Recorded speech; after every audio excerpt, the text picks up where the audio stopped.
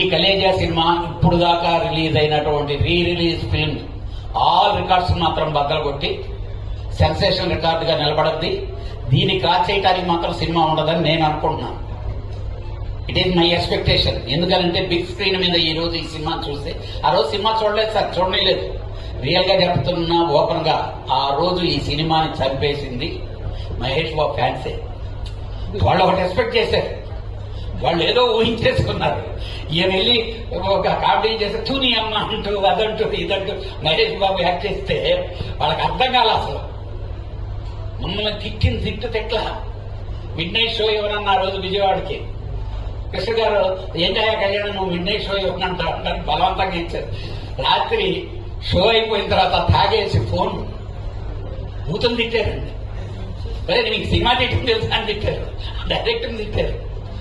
అని డెఫినెట్ గా వాళ్లే మెసేజ్లు పంపేసుకొని వాళ్లే చేసి వాళ్లే సర్వనాశనం చేశారు. ఈ రోజు వాళ్ళు ఎంజాయ్ చేస్తున్నారండి. ఈ రోజు ఆ ఫ్యాన్స్ ఎంజాయ్ చేస్తున్నారు. ఈ సినిమా మళ్ళీ బిగ్ స్క్రీన్ మీద వస్తుంటే రేపు స్క్రీన్ చూసి అదే ఫ్యాన్స్ మళ్ళీ మాట్లాడతారు మేము ఆ రోజు తప్పు చేశామని. కానీ ఈ రోజు ఈ టైంలో 14 సంవత్సరాల తర్వాత ఈ సక్సెస్ రావాలని దీనికి రాసిపెట్టి ఉండింది. ఇది జరిగింది.